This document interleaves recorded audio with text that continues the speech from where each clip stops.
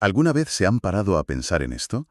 Leemos una novela y, páginas después, una frase que parecía sin importancia conecta con algo del primer capítulo y de repente todo cobra sentido. ¿Cómo lo hace nuestro cerebro?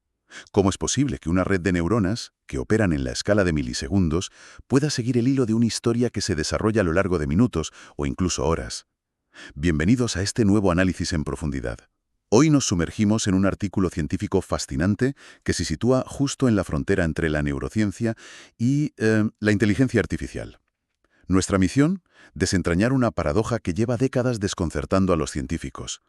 ¿Cómo puede una jerarquía de comprensión, desde letras sueltas hasta narrativas complejas, surgir de circuitos cerebrales que, a primera vista, parecen un mosaico caótico de diferentes velocidades?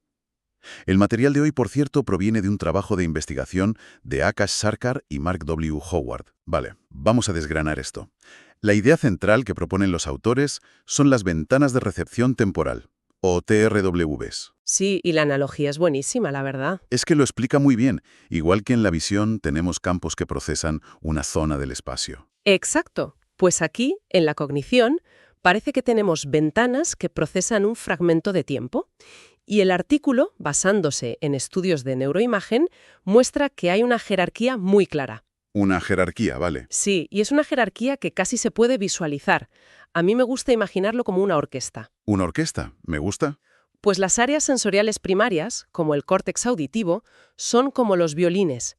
Tocan notas muy rápidas, los staccatos. Sus ventanas temporales son cortísimas, de milisegundos. Están hechas para procesar fonemas, sílabas, lo más básico del sonido. Vale. Pero a medida que la información viaja a áreas de orden superior, en los lóbulos parietales y frontales, es como si pasáramos a los contrabajos, que mantienen una nota larga, grave. Estas áreas necesitan ventanas de segundos o incluso minutos para entender el contexto de una frase entera. Claro, para entender el sentido de un párrafo completo. Exacto. Necesitas ambos para que la música funcione. Pero la pregunta es, ¿cómo el director, o sea, nuestra conciencia, los escucha a todos a la vez de forma coherente? Ahí es donde empieza el verdadero rompecabezas, porque a gran escala vemos esa orquesta perfectamente ordenada. Pero el artículo señala que si hacemos zoom y miramos los circuitos locales, la cosa cambia por completo. Completamente. A ese nivel micro, lo que encontramos es lo que los autores llaman constantes de tiempo heterogéneas. Y esto es crucial. A ver, explícanos eso. Constantes de tiempo. A ver, cuando decimos que una neurona tiene una constante de tiempo, nos referimos, en términos sencillos, al tiempo que mantiene la memoria de un estímulo antes de volver a su estado de reposo. Ah, vale. Una neurona rápida reacciona y se resetea en un parpadeo. Una neurona lenta puede mantener la señal activa durante mucho más tiempo. Entiendo. Así que una neurona rápida es como una campana que suena y se apaga al instante, mientras que una lenta es como un gong que sigue vibrando. Es una analogía perfecta. Y el problema es que en cualquier trocito de córtex encontramos campanas y gongs todos mezclados, codo con codo. O sea, un caos. Pues sí, es como abrir un reloj suizo y descubrir que en lugar de engranajes perfectamente sincronizados, está lleno de piezas que giran a ritmos completamente diferentes y aparentemente aleatorios. La gran paradoja es cómo puede emerger un orden jerárquico tan claro, esa orquesta de violines y contrabajos, a partir de ese caos aparente a nivel de los componentes individuales. Y para añadir más intriga, el artículo nos dirige hacia una pista. Una estructura muy concreta del cerebro, el hipocampo, la clave para la memoria. Sí, y allí viven unas células muy especiales, las células de tiempo y las células de contexto temporal. El cronómetro y el calendario del cerebro. Justo. Las células de tiempo se activan en secuencias ordenadas tras un evento, marcando el paso del tiempo. Y las de contexto mantienen un registro del pasado reciente. Pero lo realmente alucinante, y el corazón de la hipótesis del estudio, es cómo están organizadas. No es al azar. Para nada. Sus constantes de tiempo no están distribuidas al azar. Siguen un espaciato logarítmico. Logarítmico. Espera, ¿qué significa eso en la práctica? Pues significa que el cerebro le dedica muchísimos recursos neuronales a representar el pasado inmediato con una resolución altísima y progresivamente menos recursos a representar el pasado más lejano. Como nuestros recuerdos, ¿no? Exacto. Sabemos con todo detalle qué hicimos hace 5 minutos, pero recordamos la semana pasada en bloques más generales y el año pasado como un resumen. El tiempo no se almacena de forma lineal, se comprime. Qué bueno. Este principio se llama invarianza de escala y es una forma increíblemente eficiente de gestionar la información. Y aquí los investigadores se hacen la pregunta clave. ¿Y si este truco del hipocampo no es una excepción, sino la regla de diseño de todo el cerebro? ¿Y si esa es la solución a la paradoja? Para probarlo, hicieron lo que se hace ahora en neurociencia: construir un modelo por ordenador. Crearon una red neuronal artificial a la que llamaron SIDCON. Sí, y no intentaban simular un cerebro real, ¿eh? Era más bien un banco de pruebas simplificado para ver si esta idea de la invarianza de escalas se sostenía. ¿Vale? Y diseñaron una tarea muy elegante para ponerlo a prueba. En lugar de enseñarle un lenguaje humano, con todas sus ambigüedades, crearon un lenguaje de juguete. Un lenguaje de juguete. Sí, uno artificial con una estructura jerárquica perfecta. Imagina que establecen una regla. Los símbolos 1, 4, 7 en ese orden forman la palabra A. Otra combinación, la palabra B. Luego, 3 de esas palabras, como ABA, forman una frase X. Ah, vale, lo pillo. Y 3 de esas frases, un párrafo. La estructura está perfectamente anidada en escalas de tiempo cada vez más largas. Justo. De acuerdo. Entonces, el experimento era: si construimos una red neuronal donde cada capa tiene esa misma mezcla caótica de componentes rápidos y lentos, los gongs y las campanas mezclados, y le enseñamos este lenguaje de juguete, ¿será capaz la red de organizarse a sí misma? Esa era la pregunta. Sí, podrá entender las diferentes escalas de tiempo, las letras, las palabras, las frases. ¿Aprenderá a ser una orquesta por sí sola? ¿Y qué pasó? Pues el resultado, como muestran en el artículo, fue espectacular. La jerarquía de ventanas temporales emergió de forma completamente espontánea, Sola. sin que nadie se lo dijera activamente. La primera capa del modelo se especializó en detectar las letras. Sus patrones de actividad eran muy rápidos, un parpadeo constante que cambiaba con cada símbolo. La siguiente capa aprendió a agrupar esas letras para identificar las palabras. Y las capas más profundas se sintonizaron con las escalas de tiempo más largas, de las frases y los párrafos. O sea que si mirabas la actividad de la red, ¿realmente podías ver cómo se formaba esa jerarquía? De una forma muy visual, en los gráficos del estudio, la actividad de las primeras capas es un ruido rápido y cambiante, pero en las capas profundas ves cómo se forman grandes bloques estables de actividad que duran todo el tiempo que dura una frase o un párrafo. ¡Wow! Esas capas estaban reteniendo la información durante mucho más tiempo para captar el contexto global. Literalmente habían recreado en un ordenador la misma jerarquía temporal que vemos en el córtex cerebral. Es un resultado increíble. Demuestra que solo con implementar ese principio de invariancia de escala, el orden surge del caos. Pero, un momento. Ajá. Aquí tengo que hacer de abogado del diablo. Suena demasiado bonito. Este modelo SIDCON es lo que llaman feed forward, ¿no? La información va en una única dirección, como una cadena de montaje. Sí, y esa es una crítica muy importante y pertinente. Claro, porque el cerebro real no es una autopista de un solo sentido. Es una maraña de calles, rotondas y atajos. Totalmente. Está lleno de bucles y conexiones recurrentes, donde la salida de una capa superior puede volver a influir en una inferior. Entonces, ¿no es una simplificación demasiado grande? No es una crítica injusta, es la crítica necesaria y era el siguiente paso lógico. Demostrar que el principio funciona en un sistema simple es un primer paso valiosísimo. Vale. Pero para que el hallazgo tuviera credibilidad biológica, era absolutamente crucial ver si este mismo principio se podía trasladar a una arquitectura más realista. Y por eso crearon un segundo modelo mucho más sofisticado. El SID-RRN. Exacto.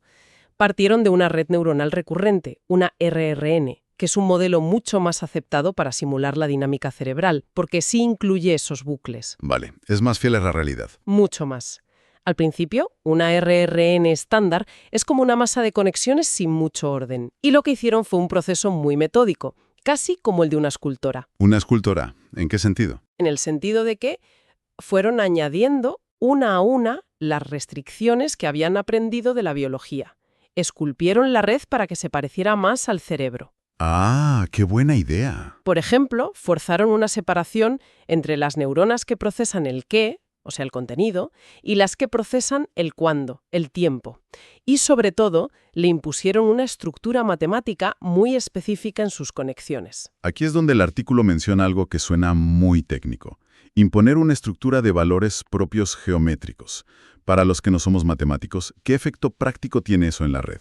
Pues la verdad es que la analogía de afinar un instrumento que has hecho antes es fantástica. ¿Ah, sí? Es exactamente eso. Imponer esa estructura es como afinar las conexiones de la red para que de forma natural, sin tener que aprenderlo de cero, ya tenga una predisposición a comprimir el tiempo de forma logarítmicamente. Le estás dando la física correcta para que funcione. Vale, entiendo. Entonces, esculpieron esta red neuronal más realista. La pregunta del millón es, ¿funcionó? ¿Qué pasó cuando la pusieron a prueba? Los resultados fueron aún más notables. Primero, el CISES-RN aprendió la tarea muchísimo más rápido y usando órdenes de magnitud menos parámetros que una RNN estándar. O sea, muchísimo más eficiente. Increíblemente eficiente. Pero lo más impresionante fue que logró algo que en el campo de la inteligencia artificial se considera casi un santo grial: la generalización de escala de tiempo de disparo único. Uf, suena complicado. Traduzcamos eso. La idea es muy potente y fácil de entender. Significa que si entrenas al modelo para que entienda el lenguaje a una velocidad normal, digamos una letra por segundo, Vale. luego eres capaz de presentarle la misma secuencia mucho más rápido, 5 letras por segundo, o mucho más lento, una letra cada 10 segundos, y el modelo lo entiende perfectamente. Sin necesidad de volver a entrenarlo. Sin necesidad de volver a entrenarlo. Es una forma de robustez y flexibilidad asombrosa.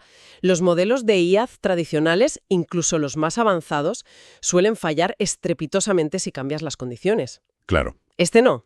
Es como si pudieras aprender a leer un libro a velocidad normal y de repente fueras capaz de entenderlo en cámara rápida o en cámara lenta sin ningún esfuerzo. Y lo que es casi de ciencia ficción es que cuando analizaron la actividad interna de este modelo, se encontraron con una sorpresa mayúscula, ¿verdad? La sorpresa definitiva.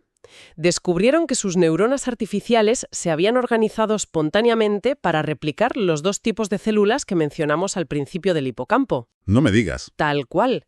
Unas actuaban como células de contexto temporal, manteniendo la memoria del pasado reciente, y otras como células de tiempo, marcando el paso del tiempo de forma secuencial. La correspondencia con la biología es asombrosa. Increíble. Es como si, al imponer las reglas de diseño correctas, la afinación correcta, el modelo no solo resolviera la tarea, sino que redescubriera la misma solución que la evolución encontró hace millones de años. Aquí es donde todo encaja. Si conectamos esto con el panorama general, la conclusión del estudio le da la vuelta a una idea muy arraigada en neurociencia. Le da la vuelta por completo. La idea tradicional era que para procesar información a escalas de tiempo más largas necesitabas componentes, neuronas o sinapsis que fueran intrínsecamente más lentos. Necesitabas los gongs. Claro, tenía su lógica. Pues el estudio sugiere que esto no es necesariamente así. La clave no parece estar tanto en la velocidad de los componentes individuales, sino en la arquitectura de la red y, de forma crítica, en cómo están organizadas las conexiones, el cableado. La topología. Exacto. La topología, la forma en que las neuronas se hablan entre sí, podría ser mucho más importante que la velocidad a la que funciona cada una.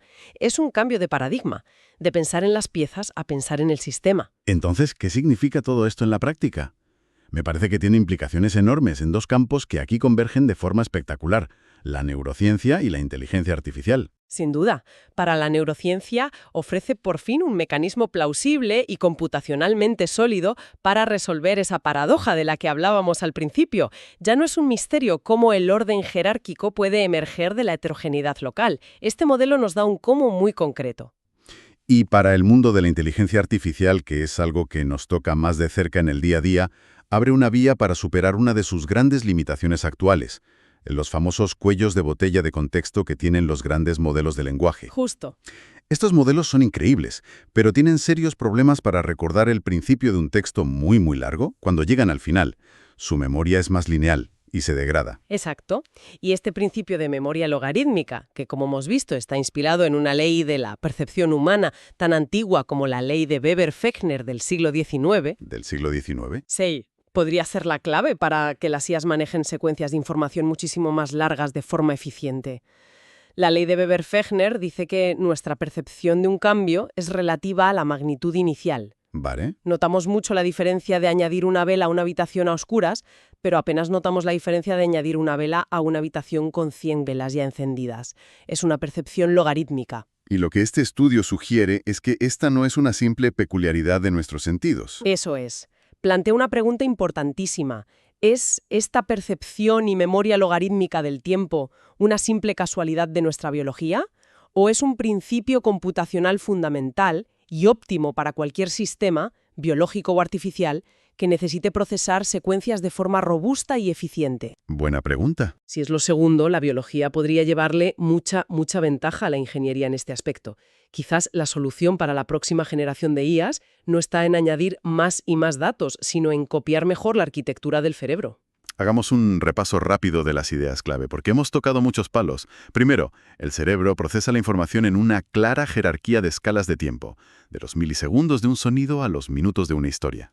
Segundo, y esta es la gran revelación, esta jerarquía puede surgir espontáneamente de circuitos locales donde los componentes tienen velocidades mezcladas, siempre y cuando incorporen principios de diseño biológicos como la invarianza de escala. Y la compresión logarítmica del tiempo, claro. Exacto. Tercero, los modelos de IA que usan estos principios, como el SID-RNN, son increíblemente eficientes, aprenden más rápido y sobre todo son robustos. Logran generalizar a nuevas velocidades sin necesidad de volver a entrenar. Y por último, la lección fundamental que se extrae. La arquitectura de la red. El quién habla con quién y con qué estructura es primordial. Quizás es incluso más importante que las propiedades intrínsecas de las neuronas individuales. El sistema es más que la suma de sus partes. Mucho más. Y bueno, este trabajo nos deja con una idea para reflexionar que va más allá de la neurociencia o la computación. Si la clave para entender narrativas complejas, para darle sentido a una película o a una novela, no reside en tener relojes neuronales cada vez más lentos, sino en una arquitectura que renormaliza o reinterpreta el tiempo en cada capa de procesamiento, ¿qué implica esto para nuestra propia experiencia subjetiva del tiempo? ¿A qué te refieres? Pues que quizás nuestro sentido del paso de los minutos y las horas no es un flujo constante que medimos pasivamente, como si mirásemos un río pasar, Sino una construcción activa, un apilamiento de momentos, donde nuestro cerebro constantemente comprime el pasado lejano y expande el presente para reinterpretar fragmentos de tiempo a escalas cada vez mayores.